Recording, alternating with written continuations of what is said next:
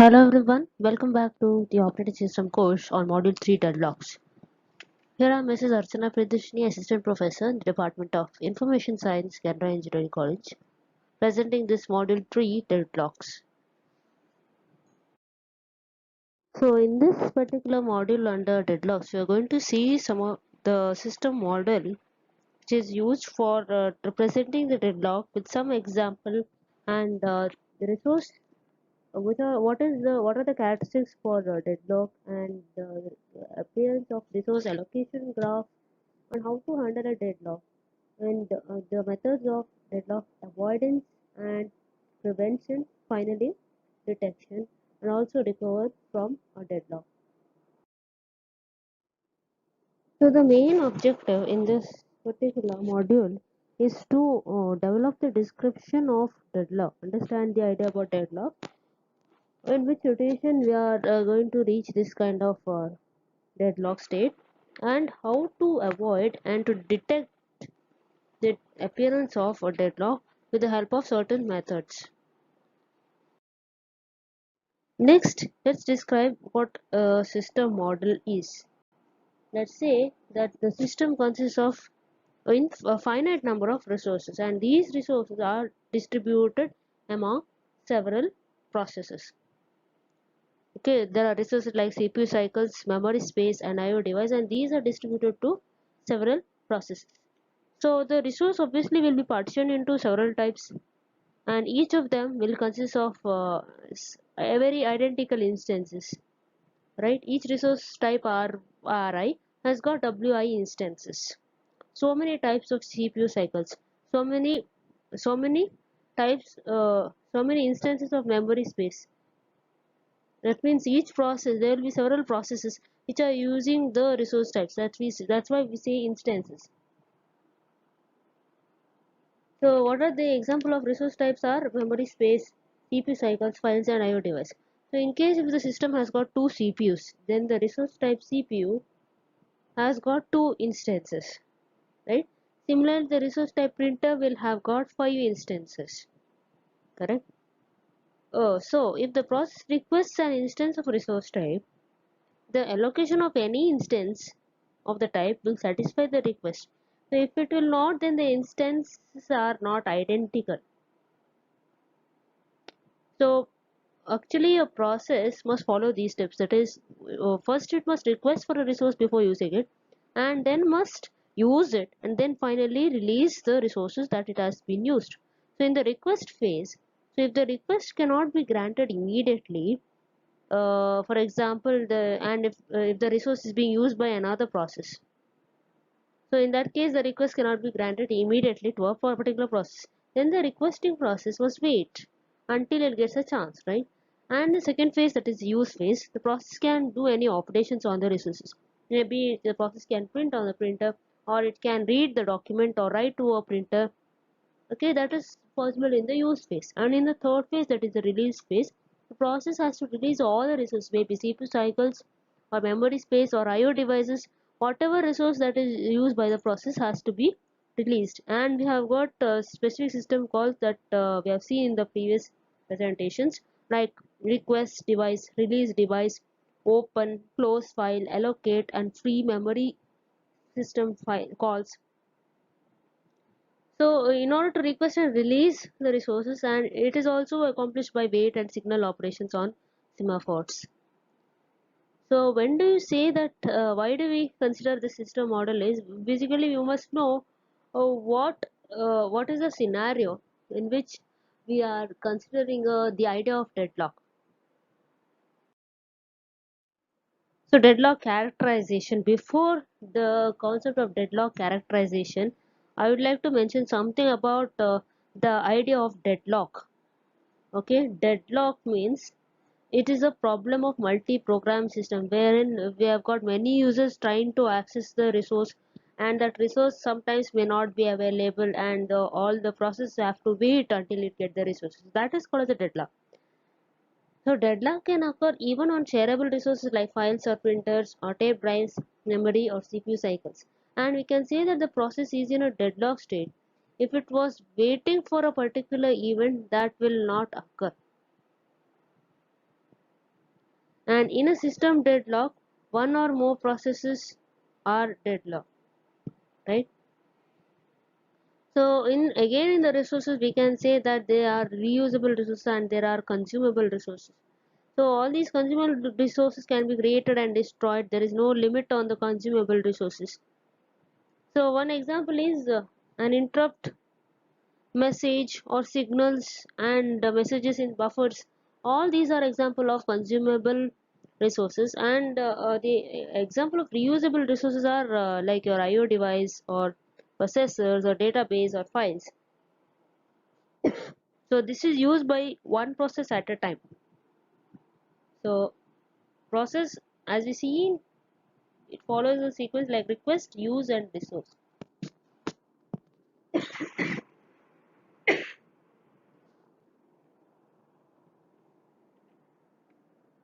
So let's say process 1 is holding the resource 1 and requesting resource 2, but the resource 2 is being used by process 2. In that case it has to wait. So obviously deadlock occurs.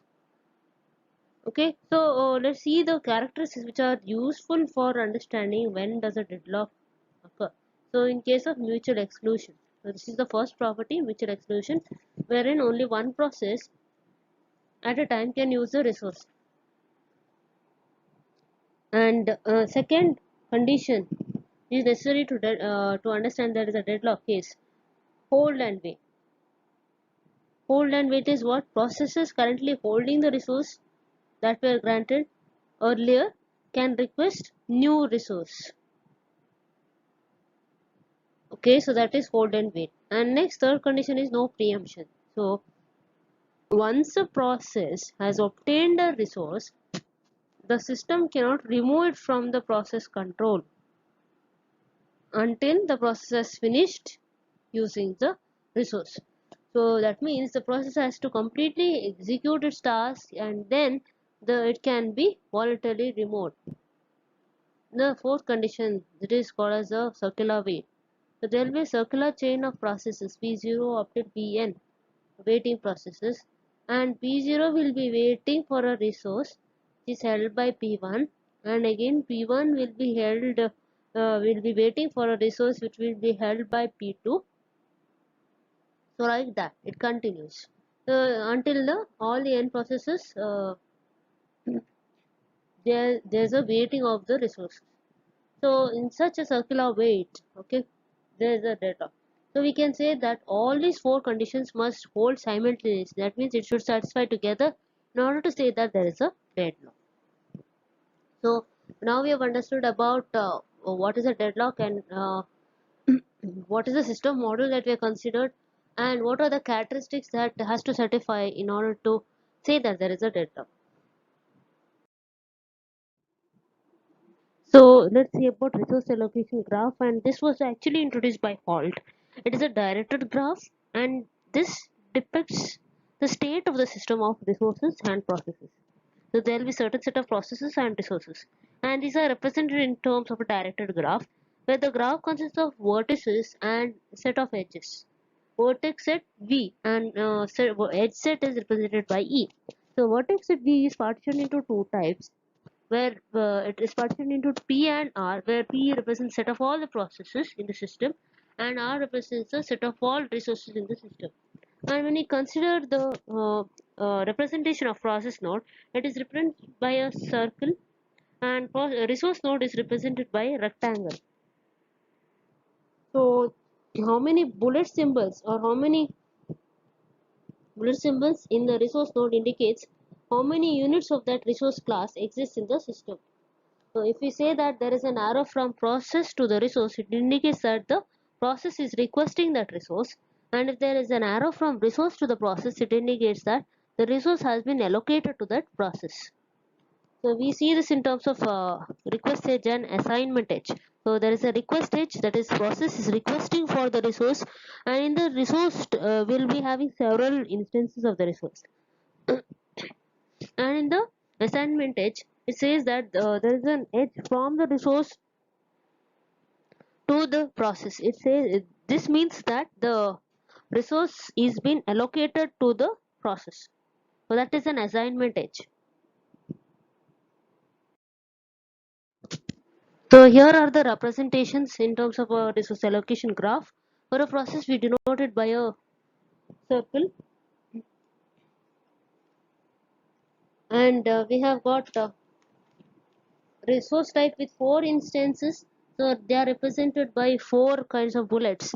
And if there is an assignment edge and the request edge.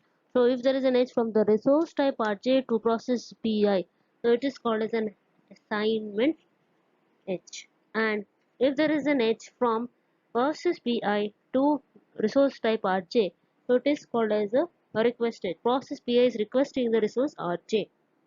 So these are the symbols that are used in a directed graph in order to represent the kind of resource allocation. So this is an example of a resource allocation. Here, process P1 is holding an instance, a single instance of resource type R2, right? And it is waiting for an instance of resource type R1. See, process is requesting for R1, but actually process P1 is as actually resource R2 is being allocated to process P1. Okay, and again process P2 is requesting for R3, but it is holding an instance of resource R1. Similarly, process P3 is holding an instance of R3. So this is the resource allocation graph. But can you find out whether there is a deadlock? So you can imagine that all the instances are available and it can be allocated, and it can be shown that the graph contains no cycle. Is there a possibility of cycle in this graph? No. So no process in the system is in a deadlock state. So if the graph does contain a cycle, then we can say that there is a deadlock. And if each resource type has exactly one instance, then the cycle implies that deadlock has occurred, right? So if a cycle involves only a set of resource types, each of which has got only a single instance, then the deadlock has occurred.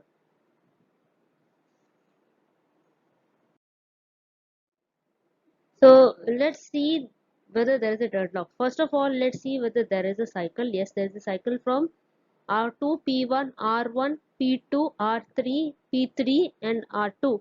There is a cycle, correct?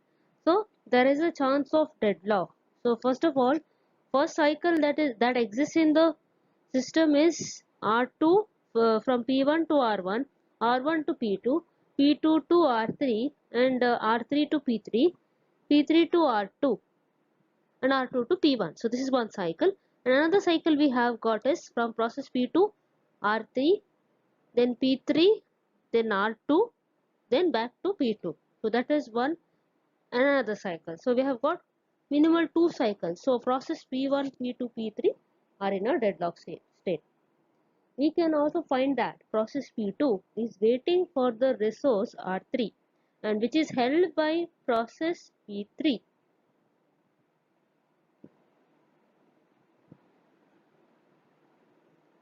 Process P3 on the other hand is waiting for either process P1 or P2 to release the resource R2. So in addition, process P1 is waiting for the process P2 to release the resource R1.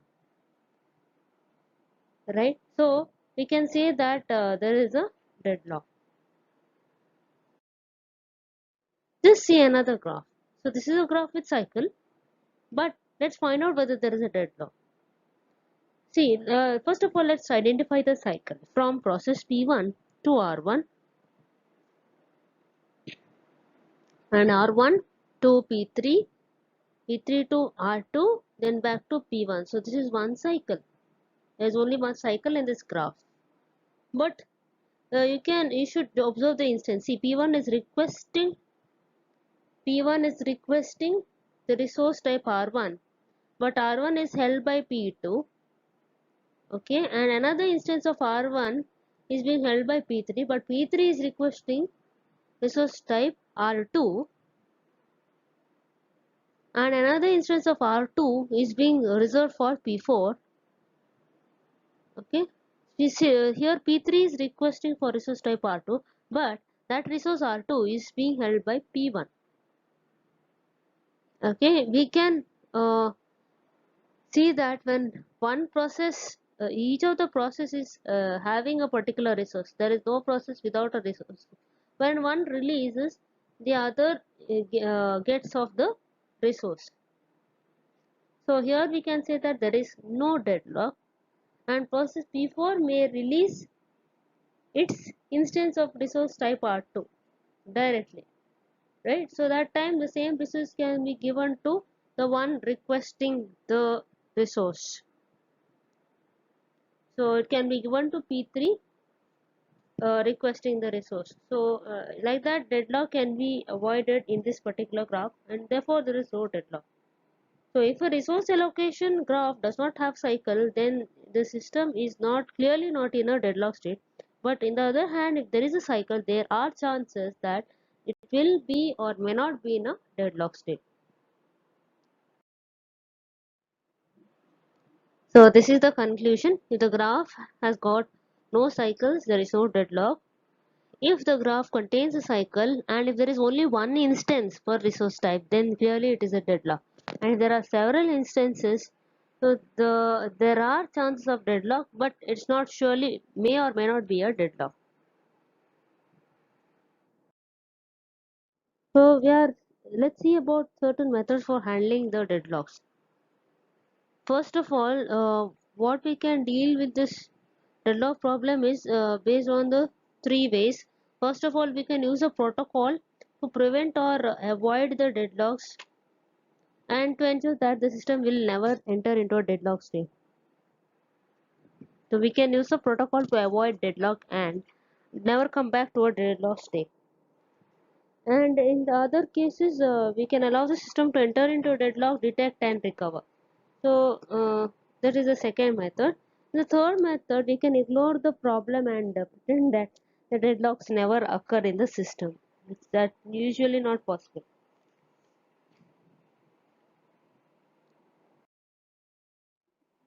So first, let's see what is the deadlock prevention. Here we have got different methods: deadlock prevention, deadlock avoidance, and in the deadlock avoidance, we have got several algorithms like bankers algorithms, and yeah, in that we have got safety algorithm and so on. So next, we have got deadlock detection. So first, let's see what is deadlock prevention. So deadlock prevention, again here we are seeing the four characteristics. Deadlock prevention is the set of methods for ensuring that at least one of the necessary conditions cannot hold. At least one of the conditions never can hold. So that comes under deadlock prevention. So at least one of the conditions cannot hold, we can prevent the deadlock. So the first condition is mutual exclusion. So this mutual exclusion must hold for all the non-shareable resources, and it is not required for shareable resource, right? So for example, if the printer cannot simultaneously be shared among several processes, yeah, printer cannot be simultaneously shared among several resources, right?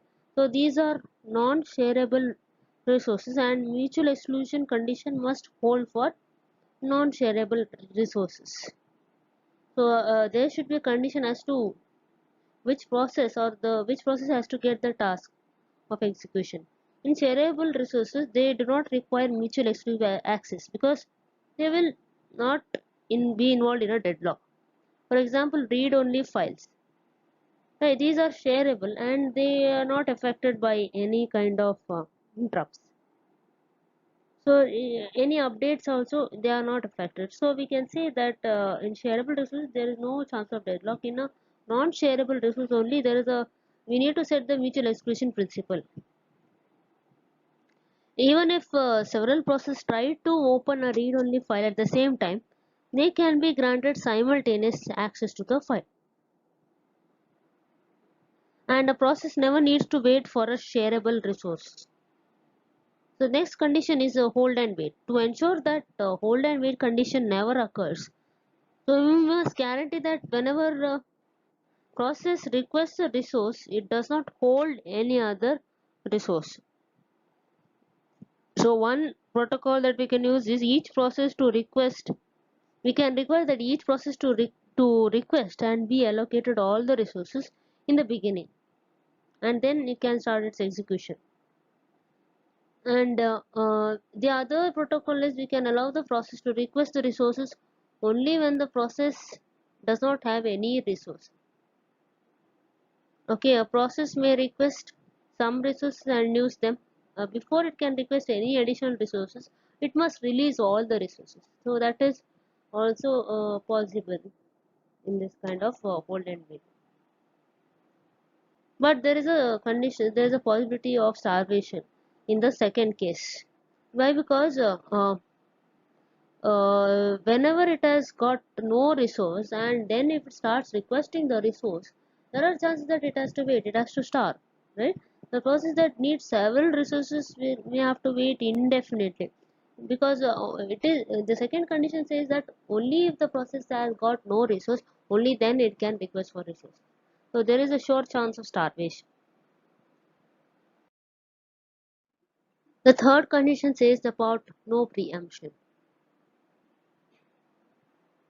So here the third condition, it ensures that we can use a protocol, that is if the process is holding some resource and requests another resource that cannot be immediately allocated to it, so then all the resources currently being held are preempted. That means these resources are implicitly released. We cannot voluntarily force them. So only after completion, that is only after the resources are being released by that process, then it can access for additional resource. The preempted resources are added to the list of resources for which the process is waiting, and the process will be restarted only when it can regain its old resources as well as the new ones. So that is no preemption. So in case if the process requires some resources, we first check whether they are available. If they are available, we allocate them. So if they are not available, we check whether they are allocated to some other process, that is waiting for additional resources. In case if it is so, we preempt the desired resources from the waiting process and allocate them to the requesting process. So if the resources are not either available or held by the waiting process, the requesting process must wait. So this is the criteria in no preemption. And the fourth condition is circular wait. So wherein this is a way to ensure that we never impose total ordering of all the resource types, and we require that each process requests resources only in an increasing order. So let's say there are so many resources R1 up to Rn, and we assign to each resource type a particular number, and this number is used to compare two resources and to determine whether one precedes the another in ordering. So for example, we have set of resources like tape drives, disk drive and printer. Okay, where tape drive is assigned 1, disk drive is assigned 5 and printer is assigned 12. So these are the numbers given, let's say. So now we consider the protocol to prevent deadlocks. So each process can request the resources only in the increasing order of their numbers. That is, the process can initially request any instance of resource type Ri. After that, the process can request instance of resource type Rj. Only if the number of resources which are smaller than the previous resources.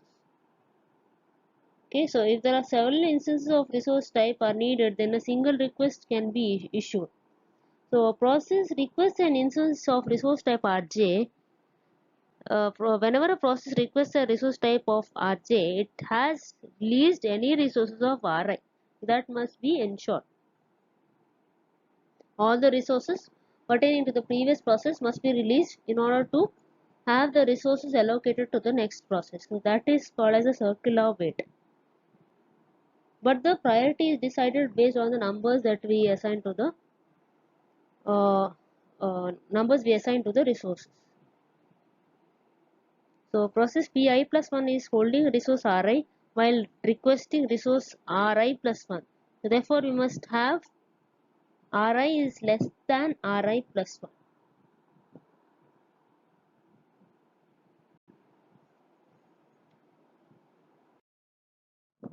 So here next let's discuss about deadlock avoidance. This deadlock avoidance depends upon the information that the information about the long-term resource needs for each process. This requires that the system has some additional information available. And the simplest and the most useful model requires that each process declare the maximum number of resources.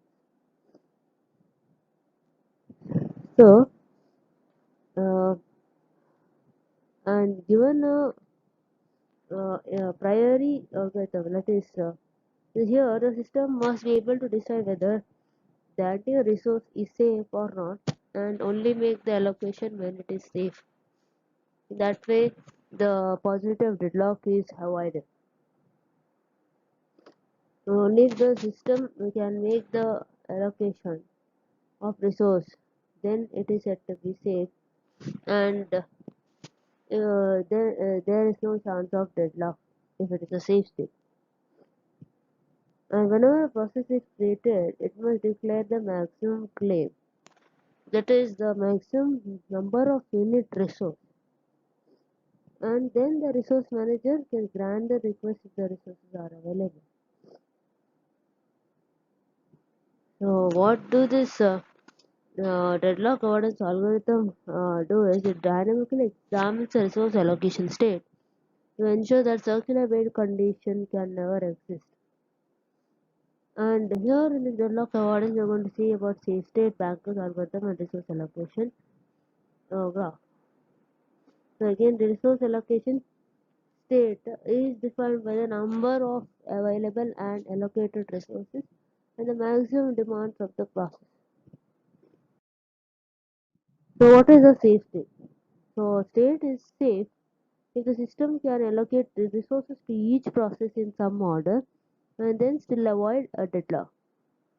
Let's say there are a sequence of processes P1 and 2 P1, P1, P2 up till Pn, and this sequence is a safe sequence for the current allocation if for each process Pi, the resources that Pi can still request can be satisfied by the current available resources plus the resources held by all the Pj's, with the condition that j is less than I.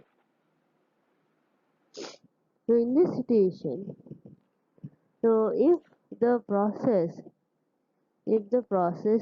Pi or if the process Pi resources needs are not immediately available, then Pi has to wait. Okay. There are steps for which the safe state can be determined.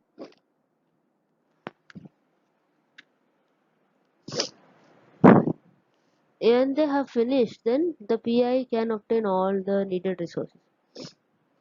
When Pi terminates, then the next process Pi plus 1 can obtain the needed resources and so on. So if no such sequence exists, then the system state is said to be unsafe state. So there is some order in which they are to be followed in a circular order. So each one waits until he gets his turn. If they are not able to get their turn even after waiting for the resource, then that is said to be an unsafe state. A safe state is not at all a deadlock state, and conversely, a deadlock state is an unsafe state. And we can say that not all unsafe states are deadlocks. An unsafe state may lead to a deadlock.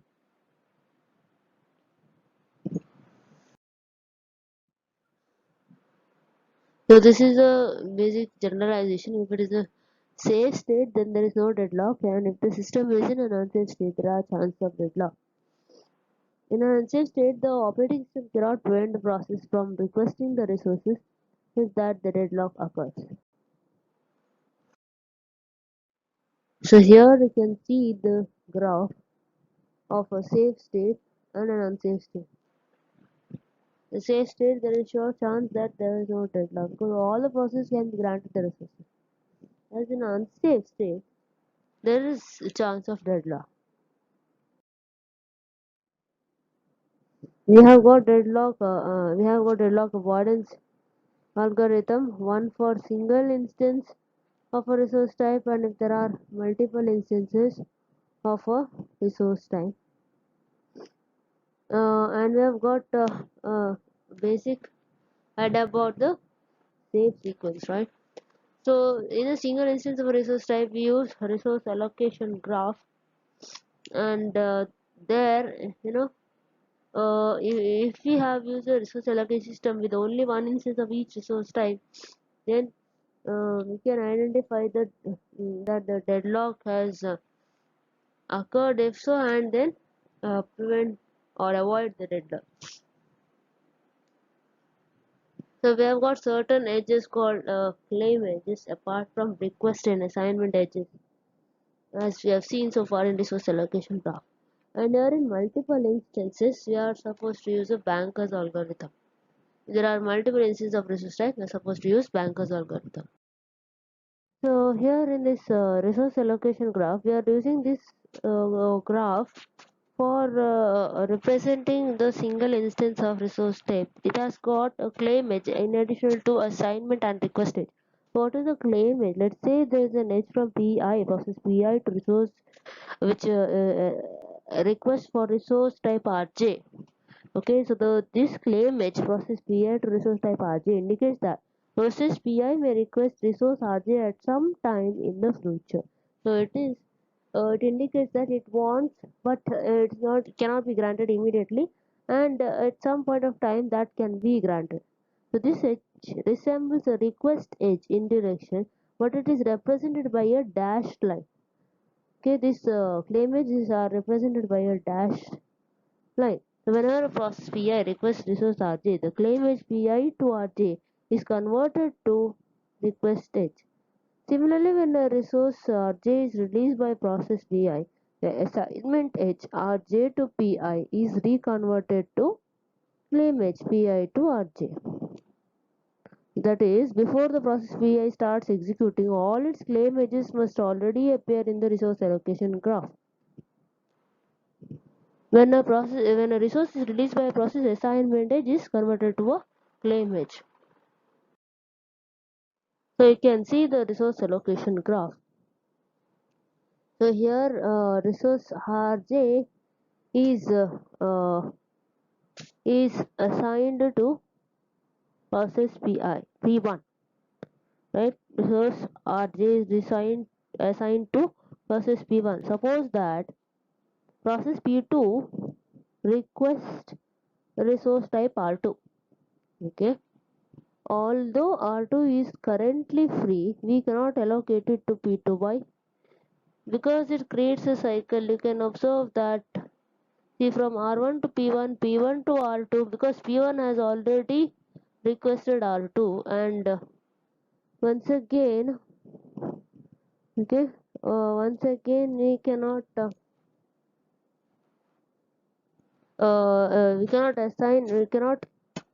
allocate this resource type R2 to P2. Since this action will create a cycle. If we allocate resource type R2 to P2, this action will create a cycle, and there is a chance that the system is in an unsafe state and deadlock may occur. So if process P1 requests R2 and process P2 requests again R1, then a deadlock will occur.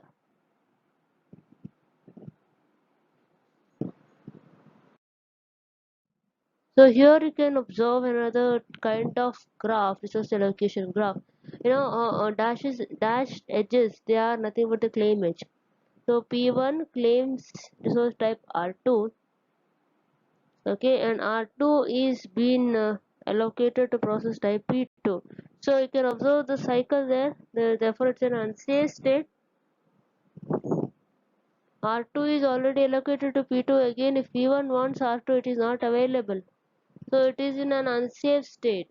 Okay. So therefore, we can say that there is a chance of a deadlock.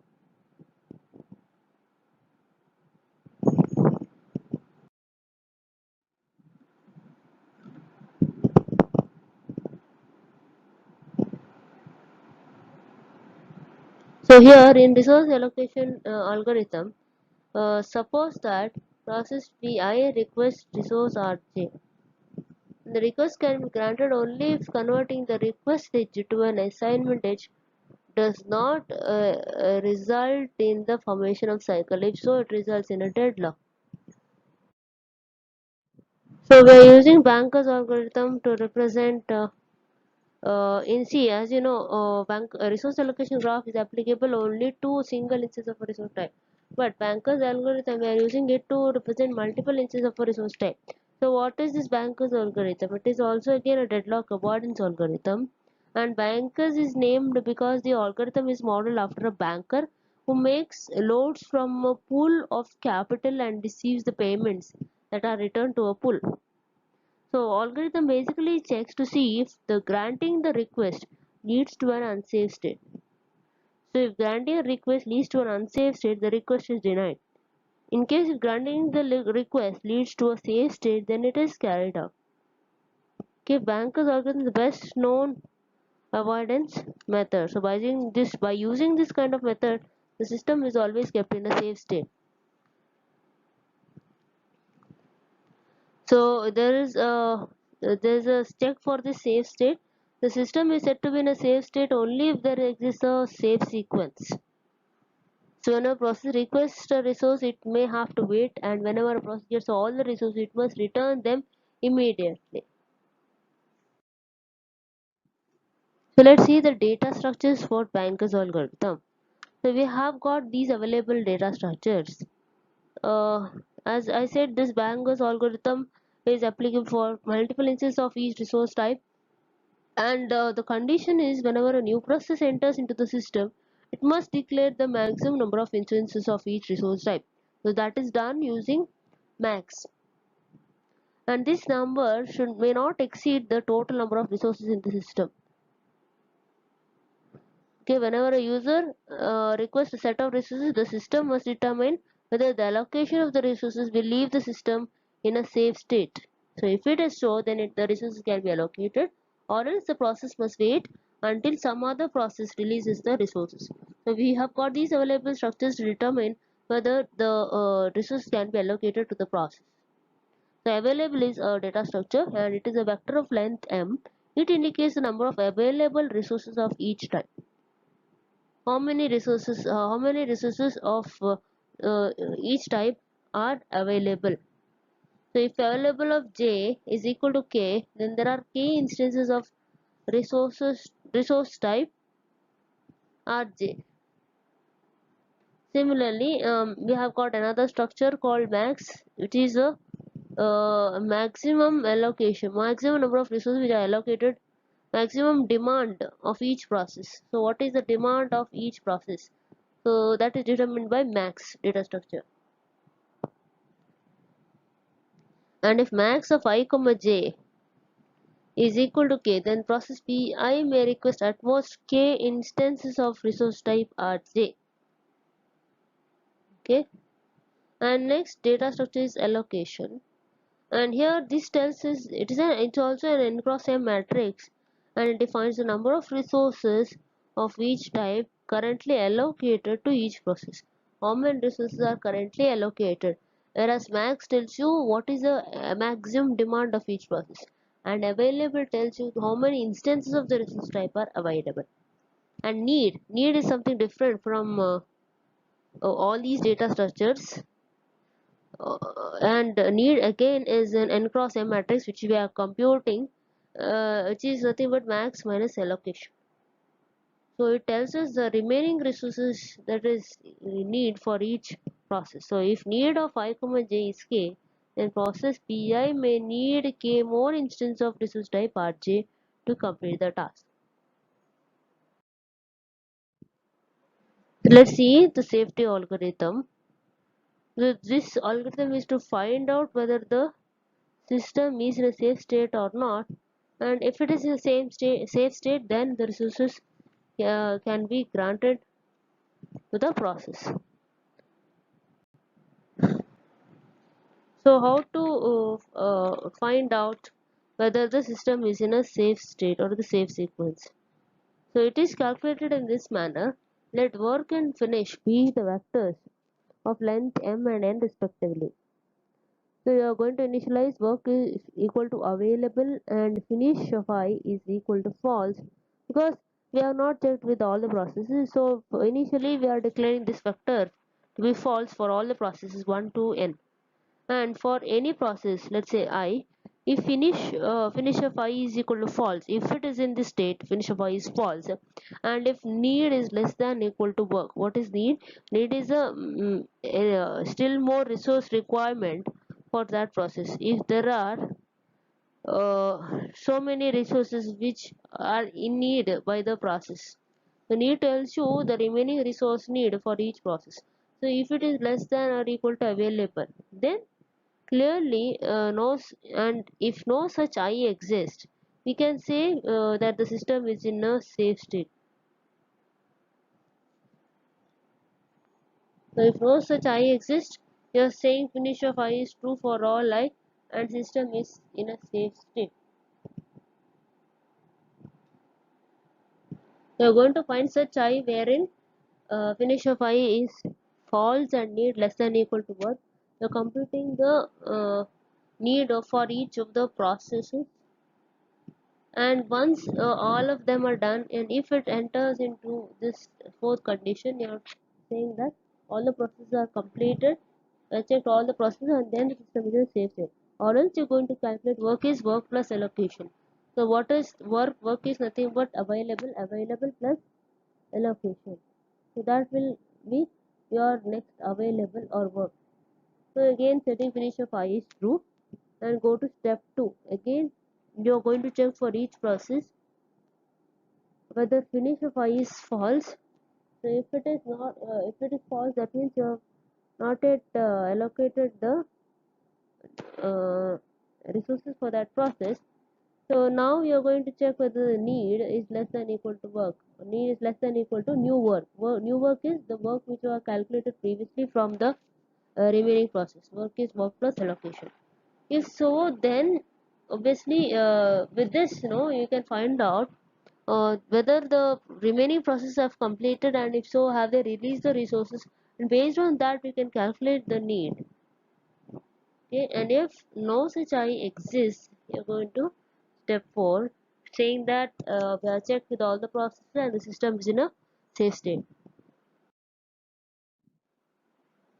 So here the next kind of algorithm which I'm going to check for the safe sequence or safe state is the resource request algorithm.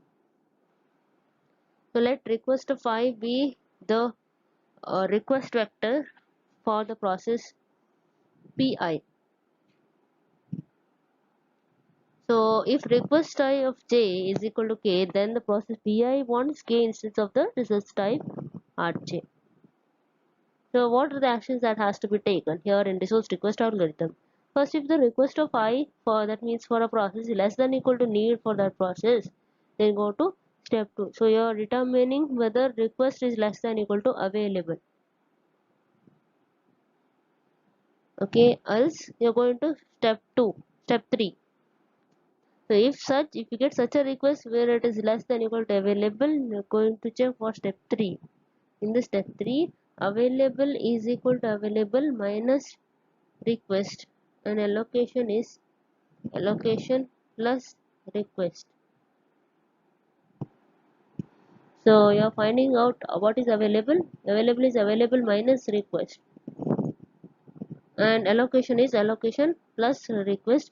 Need is need minus request. You are calculating all these data structures, and if the resulting allocation state is safe, then we can say that the transaction is completed and process pi is allocated all its resources.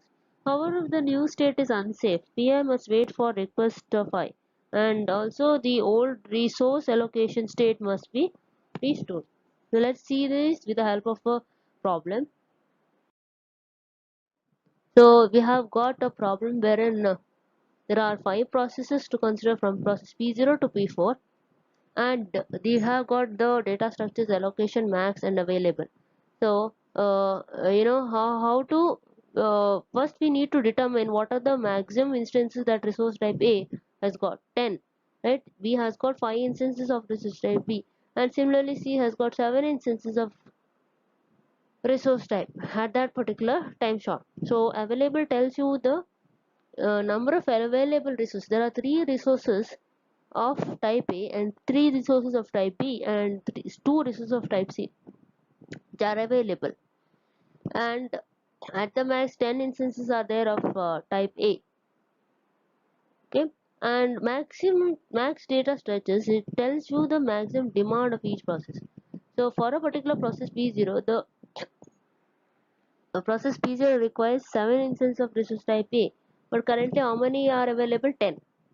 Similarly, for process P0, it requires 5.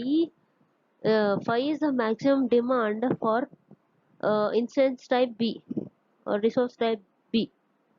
So what is the actually total number of instances available for B? 5. What does allocation structure tells you? Allocation structure tells you number of resources of each type currently allocated to the process.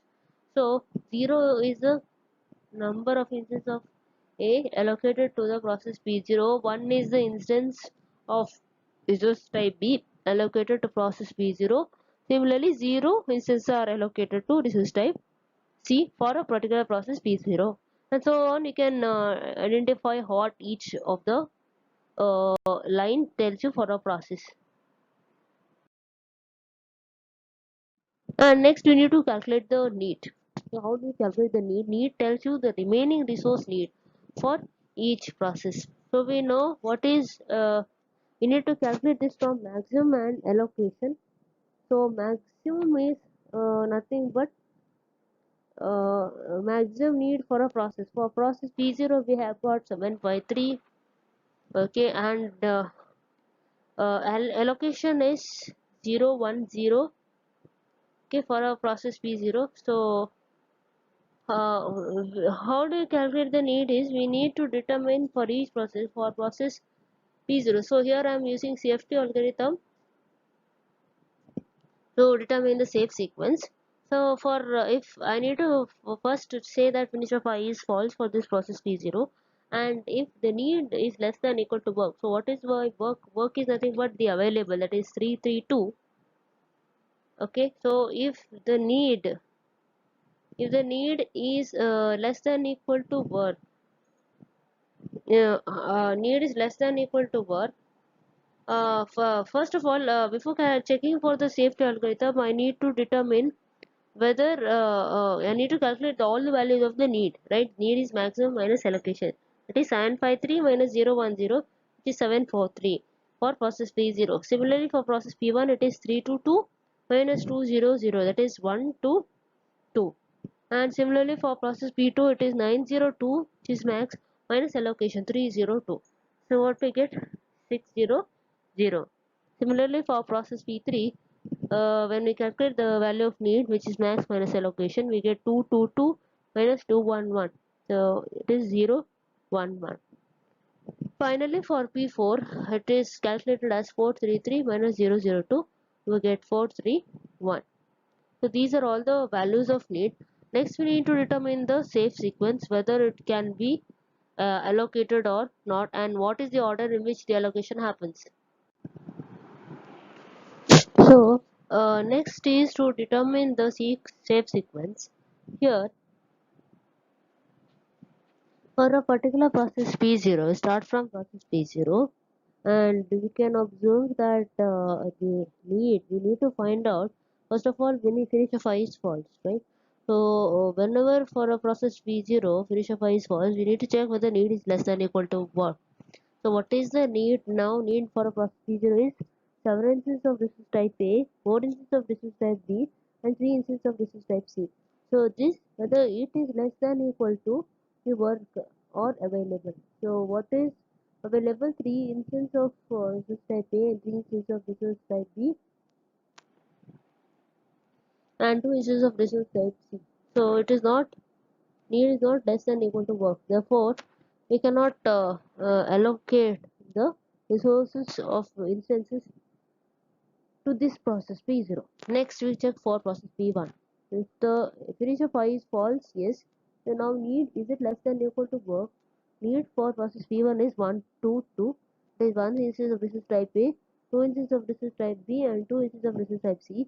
Whether it is less than equal to the work. And what is the work or available? 3 instances of resource type A, 3 instances of resource type B, and 2 instances of resource type C. Therefore, we calculate, yes, it is less, and therefore we calculate the work. The work is work plus allocation. So, what is the value of the work now? 3 is of type A, 3 is of type B, and 2 is of type C plus the allocation. What is the allocation vector for process P1? It is 2, 0, 0. So 3, 3, 2 plus 2, 0, 0, we get 5, 3, 2. So that is the new work which is got. So we set finish of I to true, and then we check for the next process. That means this particular process is done. Process P1 is the first process to enter in a safe sequence. Next, we check for process P2 whether finish of I is false. Yes, and need of the process P2 is it less than equal to work. So need of process P2 is 600. Is it less than equal to the new work available 532? No. Therefore, it cannot be granted. It must wait. Next, we check for process P3. We check for process P3. So, if finish of I is false, yes. And what is the value of the need? Is need less than equal to work? The need of the process P3 is 011. Is it less than equal to the new work 532? Yes. And therefore, we recalculate the work. Work is work plus allocation of that process P3. So, new work is 532 plus allocation of that process P3 is 211. So, we get 743. Now 743 is a new work and we set finish of I is 2. So the next process in the same sequence after P1 is P3. Next we check for process P4. P4 process P4 we check for the finish of I is false. Yes, and what is the value of need? Need is it less than equal to work? Yes, so value of need is 431. Okay, 431 is it less than equal to the work available? Yes. So that is 431 less than equal to 743, and therefore we recalculate the work. Work is work plus allocation, that is 743 plus allocation of process P4002. We get 7, 4 and 5. So like this we go on calculating the sequence. Safe sequence will be P1, P3, P4 and again P2, P0 or P0, P2, and that will satisfy the safe sequence. We can observe that next, if we check for process P0, again that can be allocated. 743 is less than equal to 745. We recalculate the work and we can get the sequence P0, and next after that P2 can obtain the sequence, or we can have P2 and then P0. So P1, P3, P4, P2, P0 is also safe sequence. P1, P3, P4, P0, P2 is also safe sequence, or P1, P3, P4, P2, P0 is a safe sequence. So if this we get a safe sequence, therefore we can say that there is no deadlock.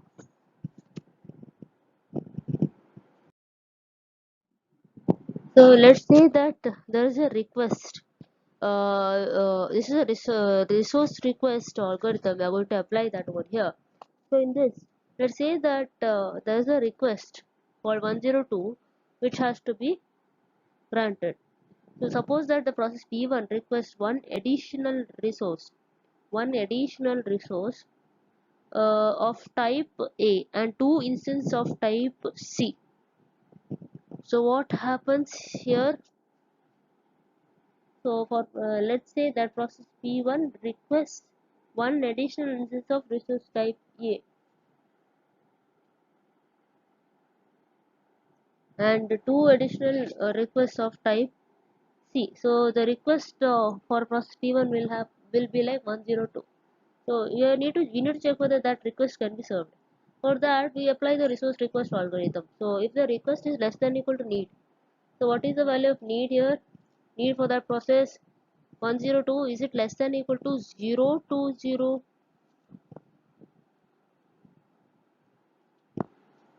So we check that need. If it's not so, you are going to check for uh, uh, if it is so, if request is less than equal to need. Okay, calculate the we check for the request is less than equal to available. So but first, in order to decide whether the request can be immediately granted, we need to check first the request less than equal to available. So what is the value of request now? So new request is 102. Is it less than equal to available? So what is the available? Available is 332. Why? Because the new request has been added, right? So what is the new request? It is 102. Okay, 102. And now what is the available there in our previous problem? Available is 332. So is 102 less than or equal to 332? Yes, it is 2. So we then pretend that this request can be fulfilled, and this is the sequence we get. So we have got three structures here, modified structures, and uh, so based on that we are getting the value of need is modified. We can observe that need is modified. For process P1 we calculate need is maximum minus allocation, right? For process P1 and to us what is the maximum? 322 minus 200. Previously we got need of process P1 as 122, but here there is a request. Okay, what is the request is we check whether request is less than equal to need. 102 is it less than equal to 122? Yes, it is obviously less. Okay, and then we recalculate the need. So what is need? Need is need minus request. Need is need minus request. So 122 minus 102. What is 122 minus 102? We get 0 to 0. So that is the new value of need you can observe in this particular slide, right? 0 to 0. It has been modified. And what is the available? Available is available minus request. So the new available happens to be 332 minus request 102. 332 minus 102 is what? 230. So that is the new available here. And what is allocation? Allocation is allocation plus request. So allocation, what is the value of allocation for process P1? It is 200 plus request. So 200 plus 102. What we get? 302, right? 302 is a new allocation structure for process P1. So that is how we have calculated the new available allocation and need for a particular process PI whenever a request is obtained, and for that we are using a resource request algorithm. So you can see all the lines updated for process P1. And if you want to check the safe sequence, you will find that when we apply the safety algorithm, we again find the sequence P1, P3, P4, P0 and P2. This will satisfy the safe requirement. Again we can check whether the request by P4 something like this can be granted, or by P0 can be granted. So that's a quite exercise to students. So next let's see how to detect a deadlock. Let's say if system does not employ either deadlock prevention or deadlock avoidance, then deadlock situation may occur. So in this environment, the system must provide an algorithm which examines the state of the system to determine whether a deadlock has occurred, and also an algorithm to recover from the deadlock. So we are going to consider single instance of resource type and also several instances of each resource type. So we are using a wait for graph, and this kind of deadlock detection is a process of determining that the deadlock exists and identifying the processes and resources involved in the deadlock. So in case if the process are blocked on the resources for a long time, then the detection algorithm is executed to determine whether the current state is in a deadlock state. And we have also involved a recovery scheme for that. The first thing is about the single instance of each resource type. So we are maintaining a wait for graph, and in this wait for graph,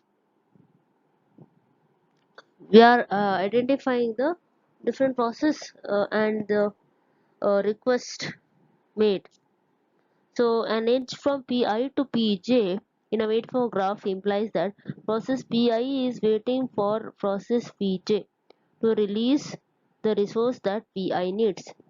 So an edge from Pi to Pj exists in a wait for graph if and only if the corresponding resource allocation graph contains two edges, Pi to Rq and Rq to Pj for some resource Rq. So deadlock exists in the system if and only if the wait for graph contains a cycle, right? And to detect a deadlock, the system needs to maintain wait for graph and periodically invoke the algorithm which searches for a cycle. So in general, an algorithm to detect a cycle requires n square operations where n is the number of vertices. So this is the resource allocation graph and a wait for graph. You can just see for a resource allocation graph the corresponding wait for graph. How is it exactly done? So an edge from Pi to Pj exists in a wait for graph if and only if the resource allocation graph contains two edges, that is from Pi to Rq and Rq to Pj. So let's say here in resource allocation graph there is an edge from P1 to R1, R1 to P2. So we are directly connecting P1 to P2 in wait for graph.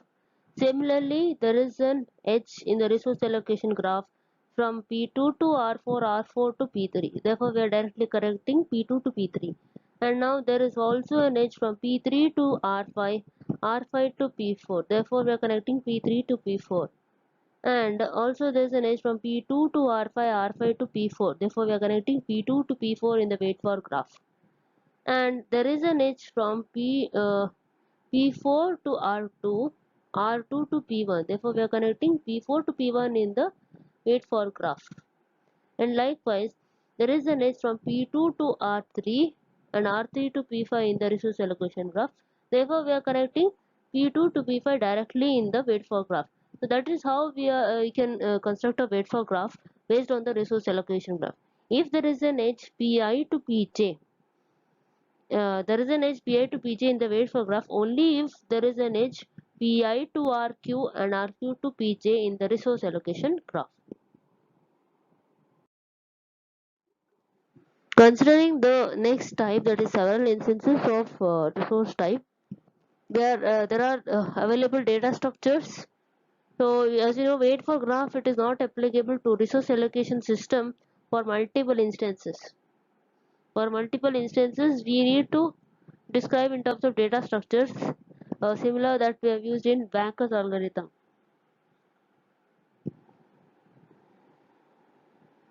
So we have the data structures available, that is available, allocation and request. Available, it is a vector of length m which indicates the number of available resources of each type. And similarly, allocation is an n cross m matrix which defines the number of resources of each type currently allocated to each process. Request is a n cross m matrix. It indicates the current request of each process. And we say that, let's say if we have got request of ij is k, then the process pi is requesting k more instances of resource type rj.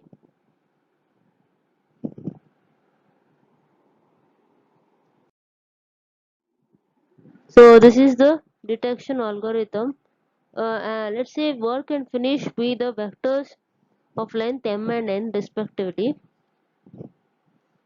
and we initialize these things, that is work is available for all the process p1 to pn, and if allocation not equal to 0 then finish of I is false, else finish of I is true. Similarly, like we have seen in Banker's algorithm, the first we set for any process finish of I is false, and if the request is less than equal to work, then we are going to calculate what is work. Work is work plus allocation and finish of I is true.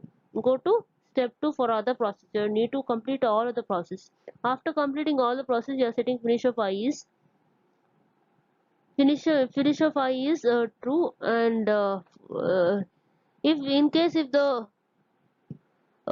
see first here we can observe that first we are setting finish of I is false, indicating that we are not yet completed allocating of the resources to the process, and each time we are finding what is the new work. In the new work we are setting work is work plus allocation, and after checking for the each process, we are saying that finish of I is true, saying that okay, this process can be allocated the resources.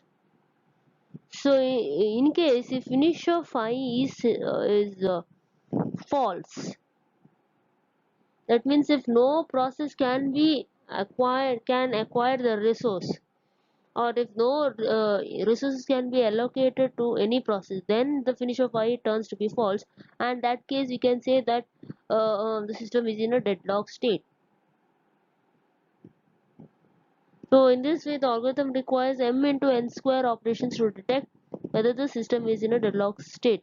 So next we'll see the next situation. For this, consider a problem to determine whether there is a deadlock. So we have got 5 processes, process P0 to P4, and 3 resource types A, B and C. And resource type A has got 7 instances, resource type B has got 2 instances, and resource type C has got 6 instances.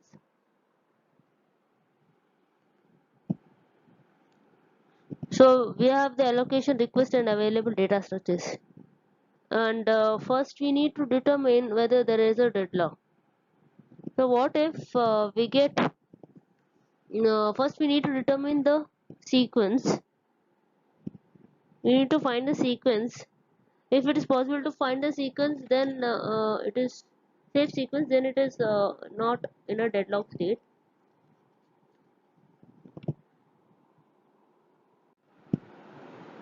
So now if you try to calculate the sequence, whether all the processes can be assigned the resources, we find that first for process P0, if we need to check for if request is less than equal to work, the request for process P0 is 000, and it is less than equal to the work or available, which is 000. So the work will be work plus allocation. Work is 000 plus 010 allocation for that particular process. So which where the updated work will be 010.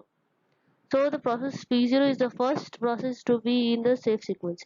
Next, for process P1, we check for process P1 whether the request for process P1, that is 202, is it less than or equal to the work, or 202 is less than or equal to 010. No. So therefore process P1 cannot be has to wait, right? And for next for process P2, we check for need is request is less than or equal to work. Request for process P2 is 000, whether it's less than or equal to 010. Yes. So work is calculated as work is work plus allocation. That is work is 010 plus allocation of P2, that is 303. So we get 313, right? And so therefore process P2 is the next process to be in the safe sequence. So you can observe the sequence there. Next for process P3, if we calculate whether the request is less than or equal to work, what is the request of process P3? It is 100. It's less than or equal to the new work. It is 313. So work is calculated as work plus allocation. So work will be 313 plus allocation of process P3. 313 plus 211. So what do we get? 5 to 4 is the new bar. So once again, the sequence turns to be P0, P2, P3, and then if we check for process P4, P4 again can be executed because we know that request 002 is less than equal to 5 to 4. So P4 can be executed, and then P1 can be executed, or process P1 can be executed, then P4 can be executed. So the sequence can be P0, P2, P3, P1, P4, or P0, P2, P3, P4, P1. So this results in a phase state. So we can observe that finish of I is true for all the processes, and therefore there is no chance of a deadlock here. But in case if you get an additional request, so in that case the entire data structure matrix changes. You can just observe that. So let's say that process P2 request additional instance of resource type C.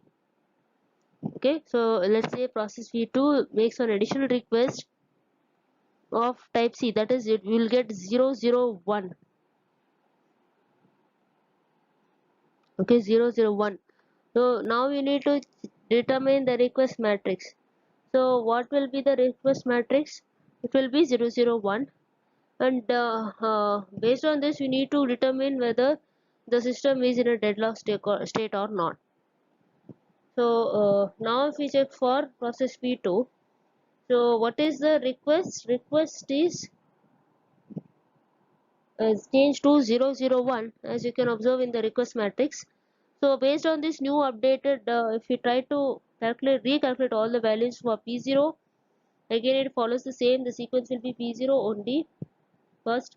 Next for process P1, it we cannot execute because resources cannot be allocated to this process. Next for process P2, if the request is less than equal to 001, is it less than equal to 010?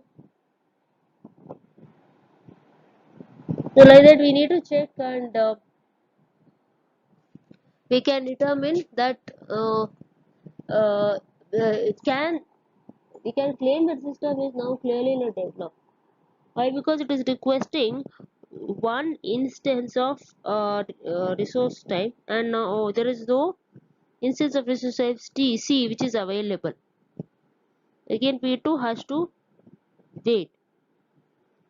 Okay, then if we try to calculate the value of P3 whether 100 is less than equal to 010, again there is zero instance of resource type A, but it is requesting one instance of resource type A for P3. Again it is in a deadlock state. So we find that many processes are running and deadlock exists after P1. It is P1, P2, P3, P4, entirely all of them will be in a deadlock state. They are not able to get the resources because of this single extra request made.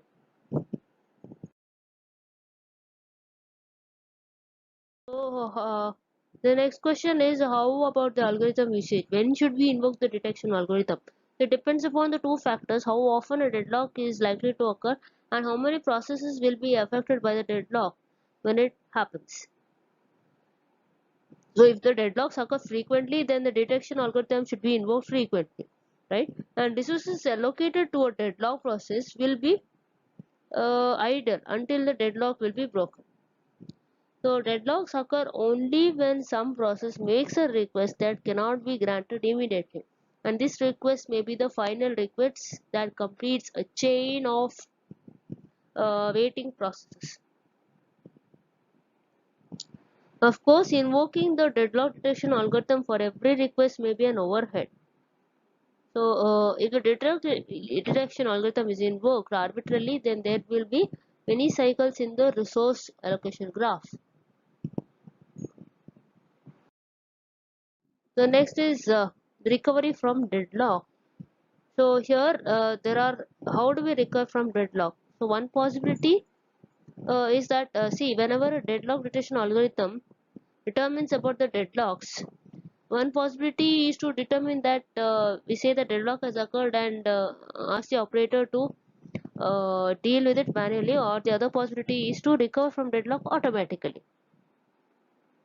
The one great solution is to abort one or more processes in order to break that kind of circular wait. So previously we have seen the kind of circular wait, right, where process P1, P2, P3, P4 entirely, however, they are in a circular wait, waiting for the resource. but they are not able to get the resources because of that additional request. So in this case of process termination, what we need to do is, so the two solutions for recovery from deadlock is, one is abort one or more processes to break that circular wait, that is process termination, and the second solution is to preempt some resources from one or more of the deadlock processes. So in the process termination, to eliminate the deadlocks by aborting a process, we use two methods, that is abort all the deadlock processes or abort one process at a time until the deadlock cycle is eliminated. So in this case of abort all deadlock processes, this method will clearly break the deadlock cycle, right? And but it is a great expense, it takes a lot of time, a lot of computation time. And the second method, about one process at a time until the deadlock cycle is eliminated, so this incurs a considerable overhead, and since after each process is aborted, a deadlock detection algorithm should be called. So